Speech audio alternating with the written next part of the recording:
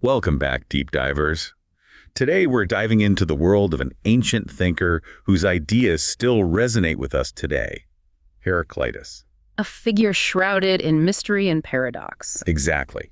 To help us navigate, we've got episode 4, Heraclitus, as our primary source, along with Bertrand Russell's History of Western Philosophy as a guide. Think of it as having a treasure map and a seasoned explorer by our side. A fantastic analogy. We'll need both, considering Heraclitus is famous for his idea that everything is in constant flux, always changing. It's like that famous saying, you cannot step into the same river twice. You're right. Even if you're standing in the same spot, the river is constantly flowing, changing. What's fascinating is how this idea of constant change clashes with another big name in Greek philosophy, Parmenides. Parmenides argued that nothing actually changes. He believed change is just an illusion. It's mind-boggling. On one hand, Parmenides claims everything is fixed and unchanging, and on the other hand, Heraclitus insists everything is constantly in motion. It raises a fundamental question. If everything is an illusion or constantly changing, how can we understand anything at all? How can we have any knowledge, any sense of stability? That's the real puzzle Heraclitus presents. And he doesn't stop there. He takes it a step further, saying that this constant change happens between opposites. He uses the image of fire, constantly consuming fuel to create itself anew. So he wasn't suggesting the world is just random chaos. There's a method to this change, a pattern to these transformations. It's like a dance. The steps change, the tempo shifts, but there's an underlying rhythm that holds it all together. Precisely. What does Heraclitus call this underlying order? Logos. The logos, a principle of reason, a sort of blueprint that governs how the universe unfolds despite all this constant change. It's a bit of mystery, though, isn't it? Oh, absolutely. Remember, Heraclitus was known for his obscure writing style. Which earned him the nickname the Dark One. Right. Even his own book, which he, for some reason, deposited in the Temple of Artemis, adds to the enigma. What do you think he was trying to say by doing that? Was he saying true knowledge is divine? Was he trying to protect his work? Or make it exclusive? It's a puzzle within a puzzle. We're left with so many questions. So we've got this world of constant change, this dance of opposites, all guided by this mysterious logos. But why should we care? Why should we care what some ancient Greek philosopher thought about change thousands of years ago? Because, believe it or not, his ideas are still incredibly relevant today. For example, his concept of living in harmony with the logos foreshadows the philosophy of Stoicism. Stoicism, with its emphasis on accepting what we cannot change and focusing on what we can control.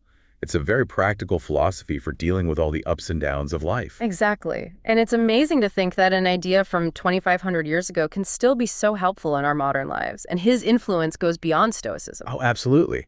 Thinkers like Plato, Hegel, even Nietzsche. All were influenced by his ideas. It's as if he planted seeds of thought that have continued to sprout throughout history. And it's not just philosophy. You're going to tell me the modern science supports some of his ideas, aren't you? You know it. At the subatomic level, the world is in constant flux. Particles are popping in and out of existence.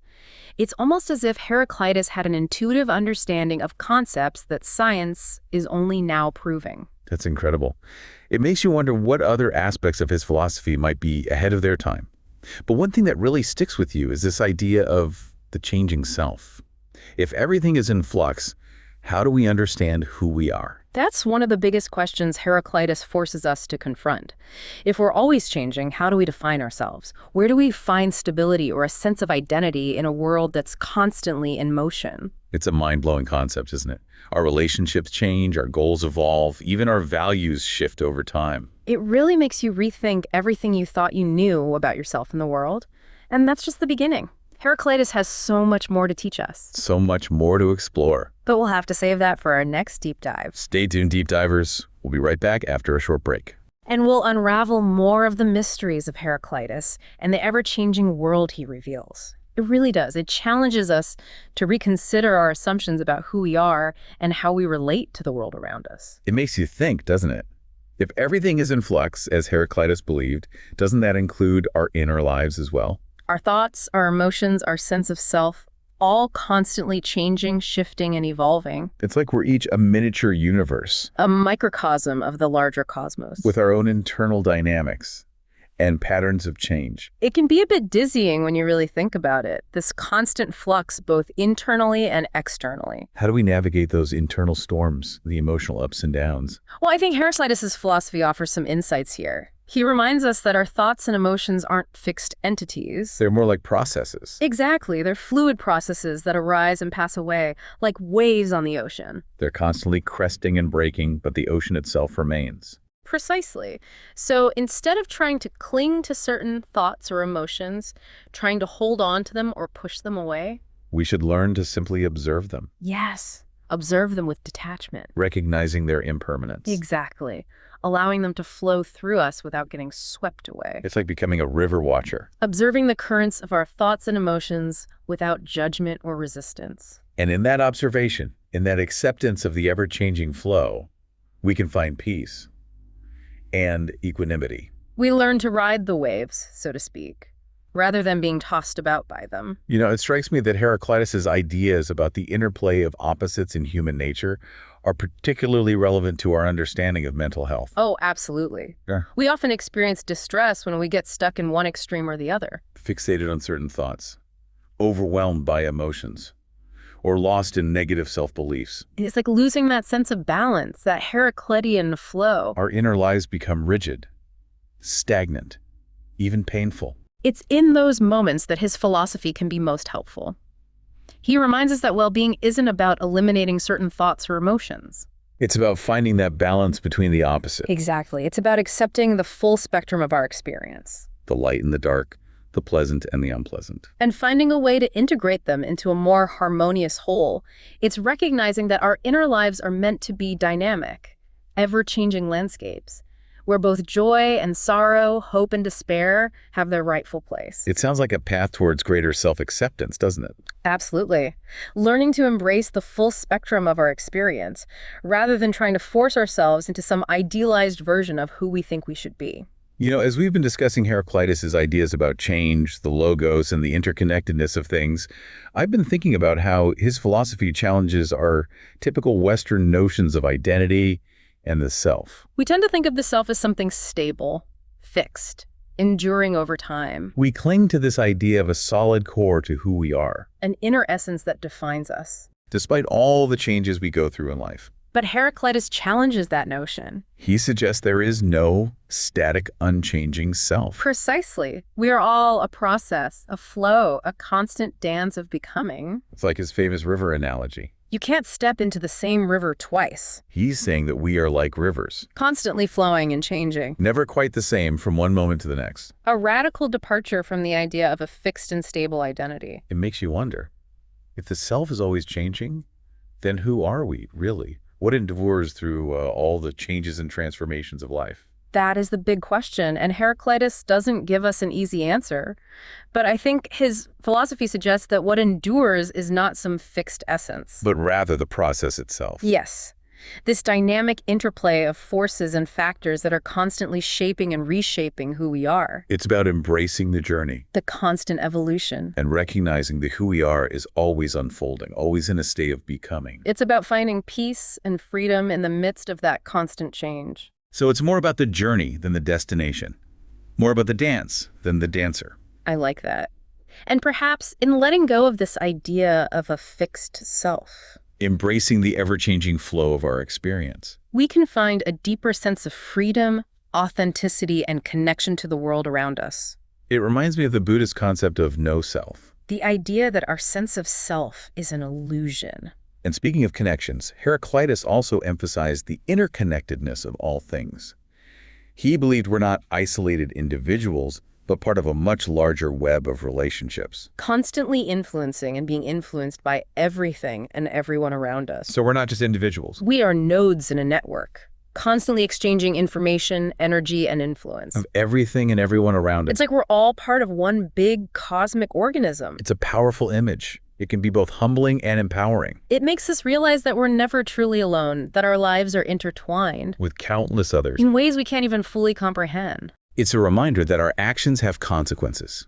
Consequences that extend far beyond our immediate sphere of influence. It's a lot like that butterfly effect we talked about earlier. Except instead of butterflies and tornadoes, it's our thoughts, actions, and relationships creating ripples. Ripples that spread throughout the web of life. Precisely. We are all connected, and even seemingly small actions can have a profound impact. On the world around us. Absolutely. It's interesting to think about how Heraclitus's ideas about interconnectedness resonate with modern ecological thinking. The idea that we are all part of this delicate web of life, and our actions can have unintended consequences for the environment. It's almost like he was an ecologist before his time. There's definitely a connection there, and I think it speaks to the enduring relevance of his philosophy. He was grappling with fundamental questions. About the nature of reality, the role of change, and the interconnectedness of things. Questions that are even more urgent today as we face global challenges, like climate change and environmental degradation. It's as if Heraclitus is whispering across the centuries, urging us to pay attention to the interconnectedness of all things, to see the world as a whole, and to act with wisdom and compassion as we navigate these complex challenges. And perhaps, in heeding his message, we can find a path towards a more sustainable and harmonious future. A future where we understand ourselves not as separate from nature, but as an integral part of it. It's a beautiful vision, and one that speaks to that deep yearning within us, to connect with something larger than ourselves, to find a sense of belonging and purpose within the grand scheme of things. Exactly. And I think Heraclitus's philosophy offers a path towards that connection, a path that involves embracing change, acknowledging our interconnectedness, and living in accordance with the logos, the underlying order and wisdom of the universe. It's incredible how relevant his ideas are to our modern world. A world that's often characterized by rapid change, uncertainty, and a sense of fragmentation. It really is remarkable. Here we are, thousands of years later, and his insights about constant flux, the interconnectedness of things, and the search for wisdom amidst change feel like they were written for our time. It's like he's offering us a roadmap for navigating the complexities of the 21st century. His ideas can help us make sense of the rapid social changes, understand the importance of adaptability and resilience, and even rethink how we design our systems and institutions. To thrive in a world that's constantly in motion. I completely agree, and I think his perspective is particularly relevant when we consider the impact of technology on society. Technology is one of the most powerful drivers of change in our world today. It's constantly evolving, disrupting old ways of doing things, creating new possibilities and challenges. It can feel overwhelming at times. It often feels like we're living in an age of exponential technological change. The pace of innovation is accelerating. The future is increasingly difficult to predict. It's like the rug is constantly being pulled out from under us. Amidst all this technological disruption, what can Heraclitus's philosophy offer us? A different perspective. He reminds us that change is not something new. It's a fundamental principle of the universe. And technology is just another manifestation of this ever-changing flux. Precisely. So instead of resisting or fearing technological change, we should embrace it.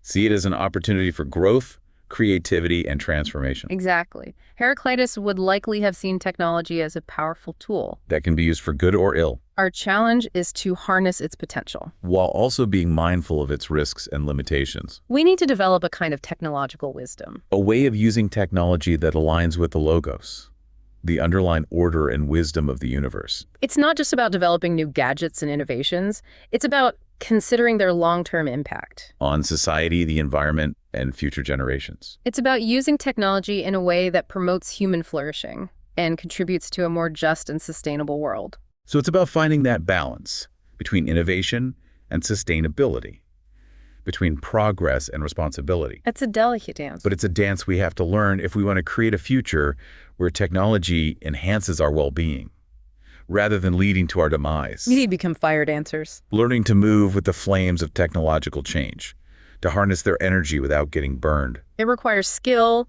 awareness, and a deep understanding of the power of the forces we're dealing with.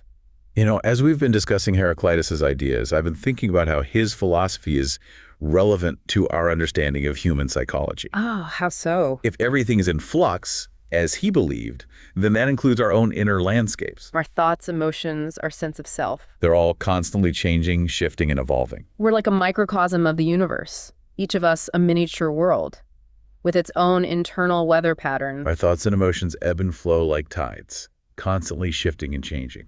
And yet, beneath that surface level of change, there's a deeper sense of self. a core of being that remains constant. So how do we navigate those internal storms, those emotional ups and downs? Heraclitus suggests a shift in perspective.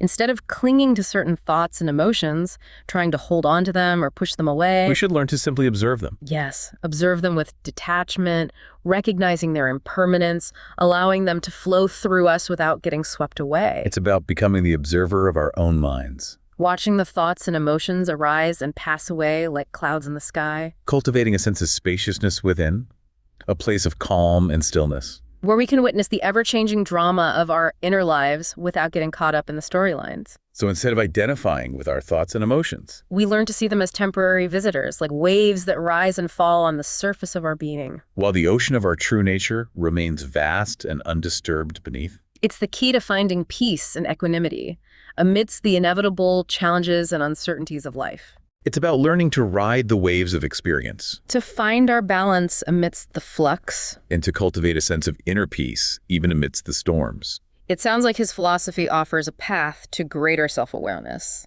By learning to observe our thoughts and emotions with detachment, we can gain a deeper understanding of ourselves and how our minds work. Precisely.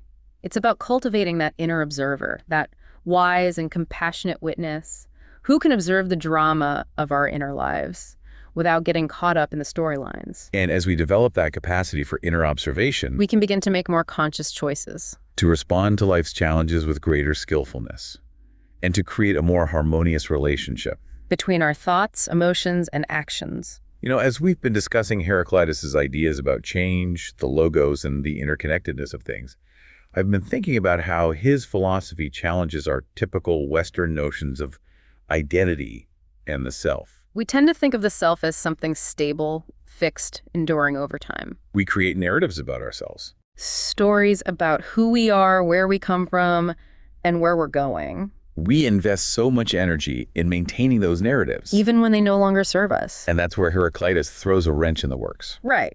He suggests that there's no such thing as a static, unchanging self, We're all a process, a flow. a constant dance of becoming. Like his famous river analogy. Yeah. You can't step into the same river twice, Essentially, he's saying we are like rivers constantly flowing. and changing. Never quite the same from one moment to the next. It's a radical departure from the idea of a fixed and stable identity. It can be a disorienting idea, especially in a culture that places so much emphasis on individual identity, self-improvement, and the pursuit of a fixed sense of self. But what if?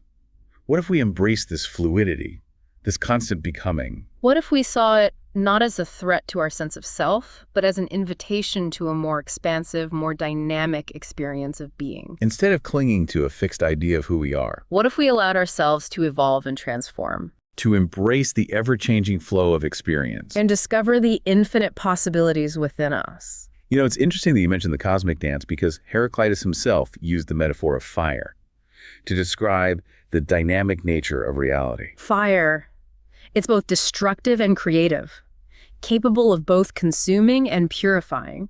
It's a force that can be harnessed, but also one that demands respect. And I think that same duality applies to the human experience. We are all capable of great love and great destruction, of profound wisdom and utter folly. We are, in a sense, walking contradictions, embodying the paradoxical nature of reality that Heraclitus was so attuned to. Exactly. He recognized that paradox. He understood that the human heart is a battlefield, a place where opposing forces are constantly clashing, striving for dominance. But he also believed That there's a way to find balance. to navigate those inner conflicts and create a more harmonious relationship between the opposing forces within us.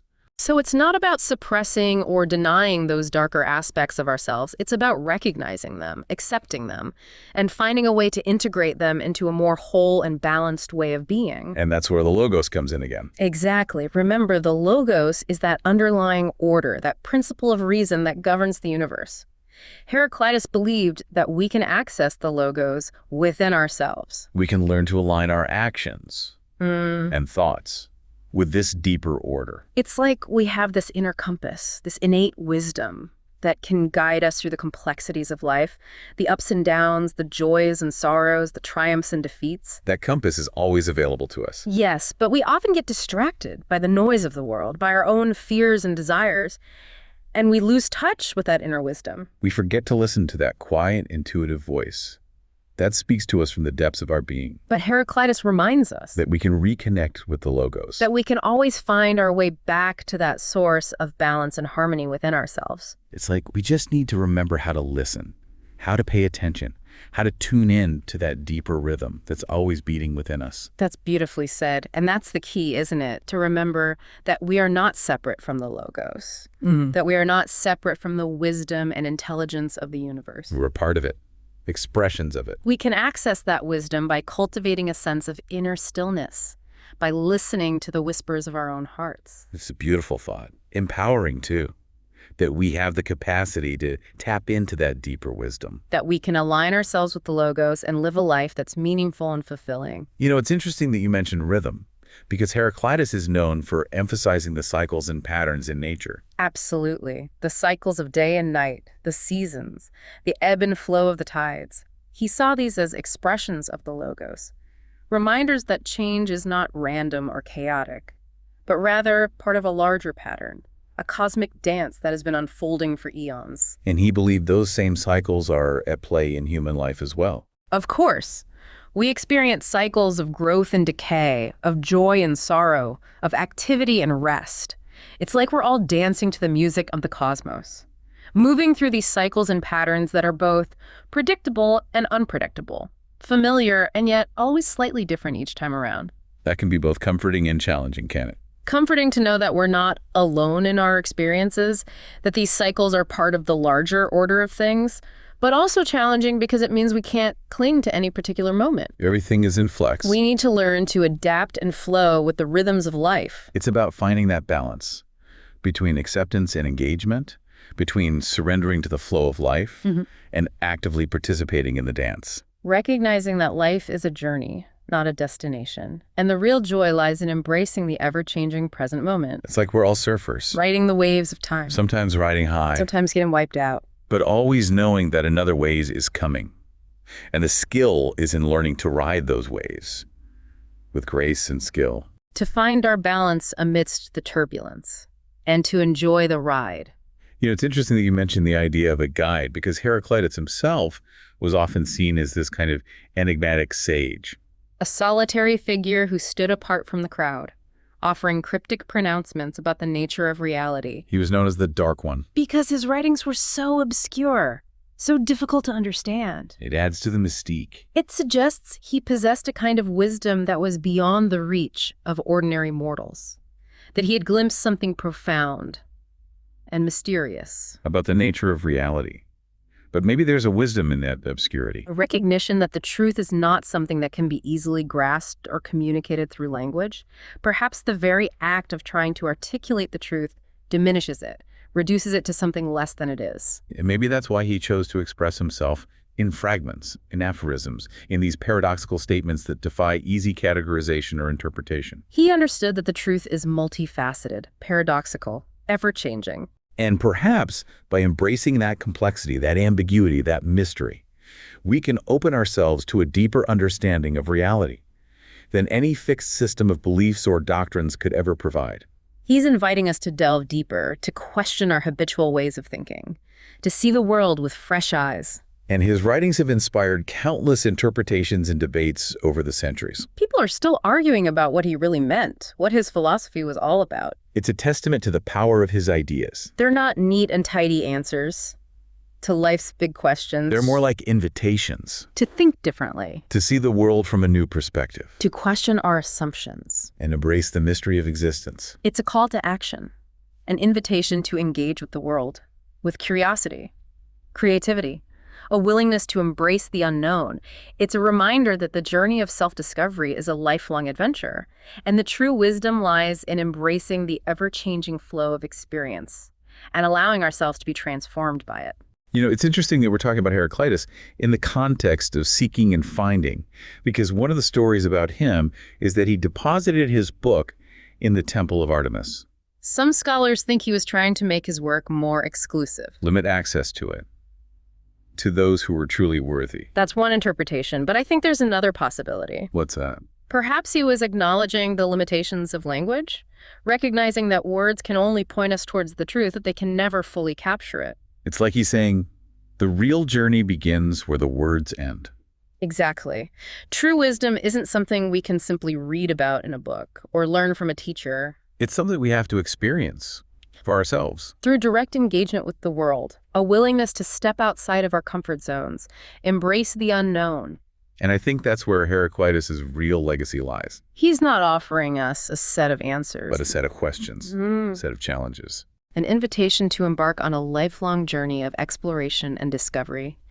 He's asking us to question our assumptions, to embrace the mystery of existence, and to find our own way. In this ever-changing and interconnected world, one of the things Heraclitus is most famous for is his statement, "The road up and the road down are one and the same."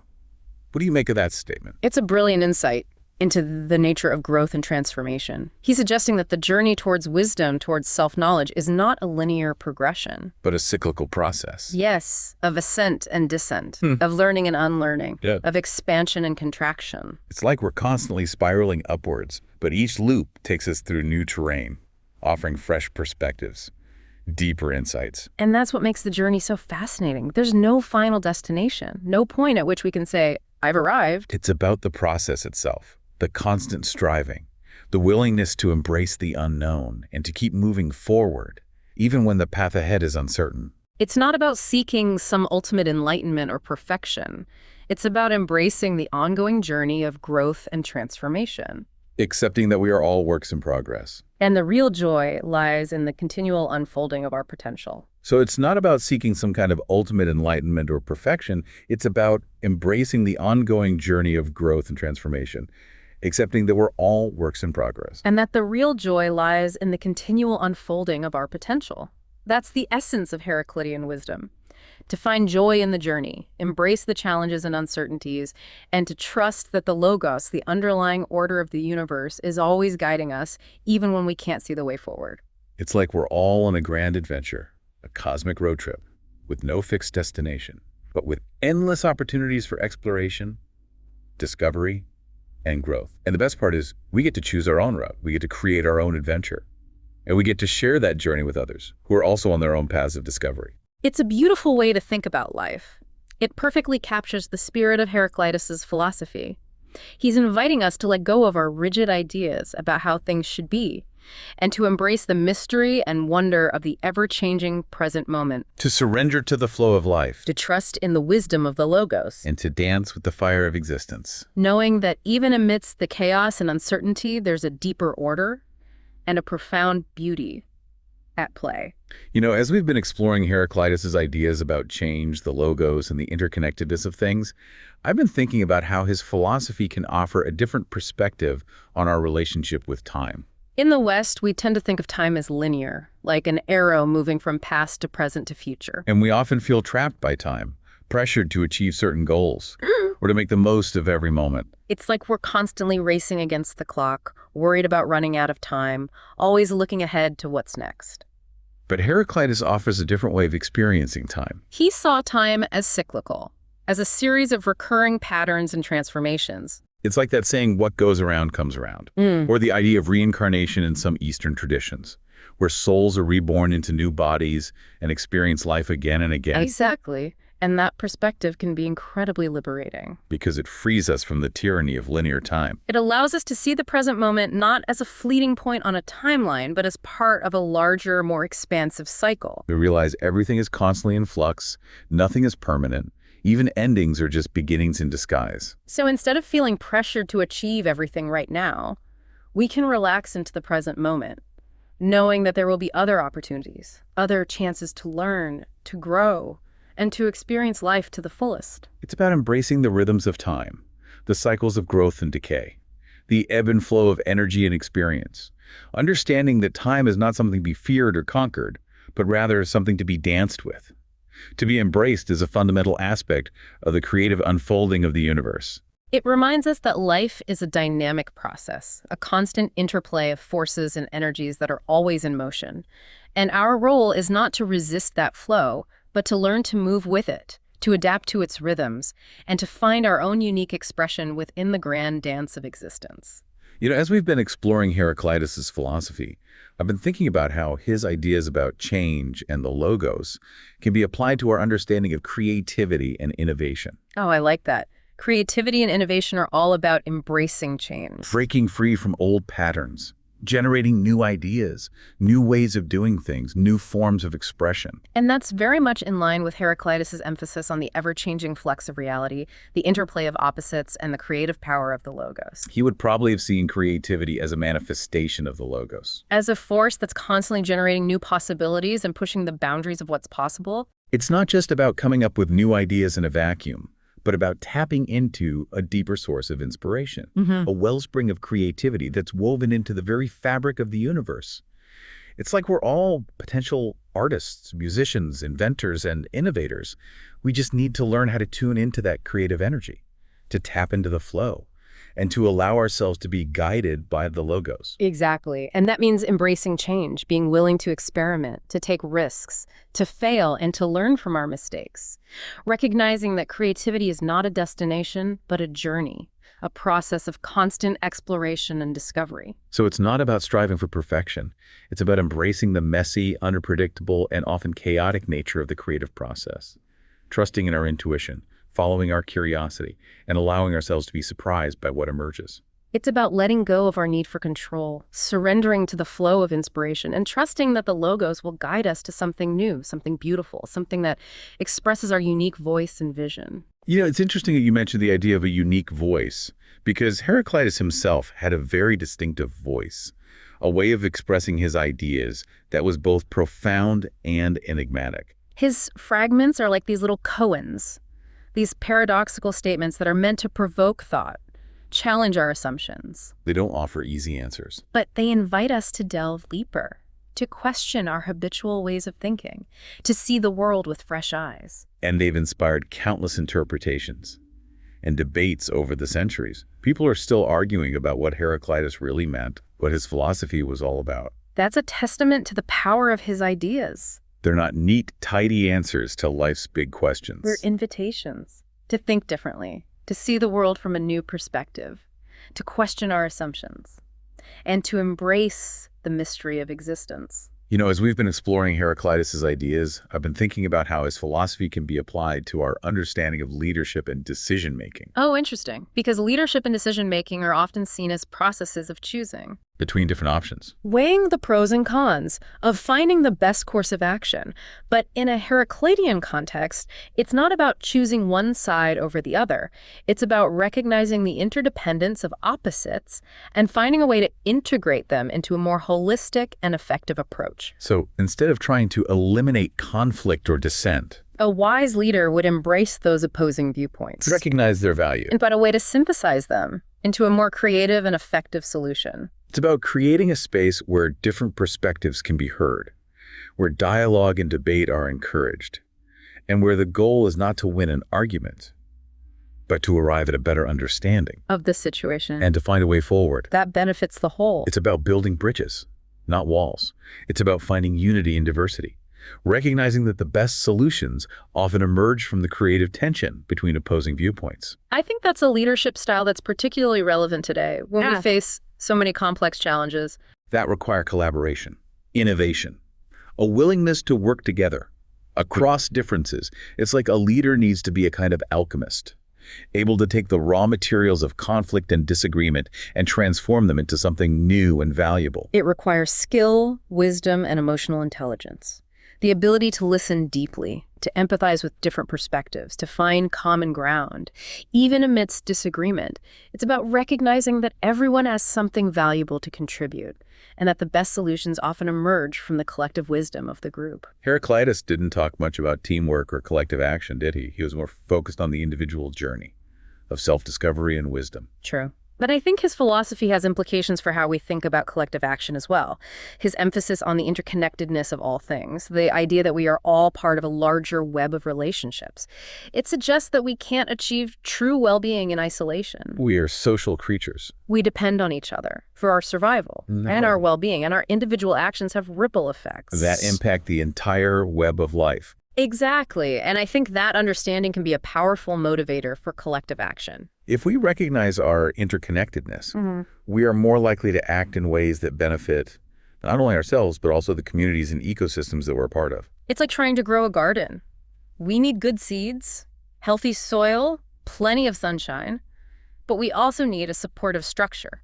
A trellis for the vines to climb, a fence to keep out pests, a system for delivering water and nutrients. I love that analogy, and it speaks to the importance of both individual and collective responsibility in creating a world that is more just, equitable, and sustainable. So it's not just about personal transformation, but about social and political transformation as well. Precisely. Recognizing the interconnectedness of our inner and outer worlds and working to create a world that reflects the wisdom and harmony of the Logos. It's not about imposing our will on the world. Trying to control or manipulate things Yeah. to fit our own desires. It's about understanding the natural order of things, Working with it rather than against it, aligning our actions and our systems with the wisdom of the universe. rather than trying to bend the universe to our will. It's about recognizing that we're part of a larger system, A complex web of relationships. and our actions have consequences that ripple out and affect the whole. It's about understanding that our individual well-being is inextricably linked to the well-being of the planet and all its inhabitants. It sounds like we're being called to a deeper level of responsibility, not just for ourselves, but for the well-being of the whole planet and future generations. And it's about recognizing that this responsibility is not a burden, but an opportunity, an invitation to participate in the grand creative unfolding of the universe, to contribute our unique gifts and talents to the healing and transformation of the world. You know, as we've been discussing Heraclitus's ideas about change, interconnectedness, and the Logos, I've been thinking about how his philosophy challenges our typical Western notions of progress and how we measure success. We tend to equate progress with material wealth, technological advancement, and economic growth. We're always striving for bigger, better, faster. And we measure our success in terms of how much we acquire, how much we produce, how much we consume. It's like we're on this endless treadmill, always running, always striving, but never quite arriving. And that relentless pursuit of more can leave us feeling empty, Stressed. disconnected from what truly matters. We end up sacrificing our well-being, our relationships, and even our planet in the pursuit of this elusive idea of progress.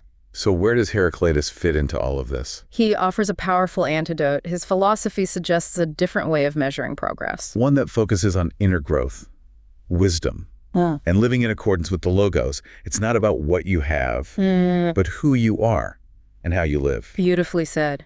True success isn't about accumulating wealth or possessions, but about cultivating those inner qualities that make us truly human. Wisdom, compassion, courage, integrity, and a deep understanding of our interconnectedness with all things. It's about recognizing that true abundance comes not from what we acquire, but from who we are and how we connect with the world. It's a much more holistic and sustainable vision of progress, one that aligns with the rhythms of nature and the wisdom of the universe. I think it's a perspective that's desperately needed in our modern world. A world that's often out of balance, obsessed with material gain, and driven by a sense of scarcity and competition. But Heraclitus reminds us that true abundance is all around us, waiting to be discovered when we shift our focus from the external to the internal, from the material to the spiritual, from the separate self to the interconnected whole. You know, as we've been exploring Heraclitus's philosophy, I've been thinking about how his ideas about change and impermanence can offer a different perspective on death and the meaning of life. It's a topic we often try to avoid. In the West, we have a complicated relationship with death. We fear it, we deny it, and we try to avoid thinking about it. We see it as an end, a loss, a separation from everything we love and cherish. And that fear can prevent us from fully embracing life, from living each day with a sense of gratitude and wonder. We get so caught up in our plans, our worries, our attachments that we forget to savor the preciousness of the present moment. We're always looking ahead, anticipating the future. We're dwelling on the past, missing out on the beauty and the aliveness of what's right here, right now. Heraclitus's philosophy suggests a different way of relating to death. He saw death not as an end, but as a transformation, a transition to a different state of being. It's like that saying, energy cannot be created or destroyed, only transformed. Heraclitus might have agreed that something of our essence, our spirit, our energy continues on. even after our physical bodies have passed away. Embracing that perspective can be incredibly liberating. It allows us to face death not with fear and dread, but with a sense of acceptance, even curiosity. It allows us to see life and death not as opposites, but as two sides of the same coin. Two aspects of the same eternal flow of being. It's like we're all part of this grand cosmic dance, constantly moving through cycles of birth, death, and rebirth. And death is not the end of the dance, but simply a transition to a new rhythm, a new movement, in the grand symphony of existence. And perhaps in embracing that perspective, in recognizing that death is a natural part of life, we can live more fully in the present moment, appreciating the preciousness of each breath, each experience, each connection. Letting go of our fears and attachments, allowing ourselves to be fully present to the miracle of life, unfolding in every moment. This has been an incredible journey. Heraclitus, the Dark One, definitely lived up to his reputation. His ideas are so thought-provoking, so challenging, and yet so incredibly relevant to our lives today. What really stays with me is this idea of an underlying order, a logos, that governs the universe.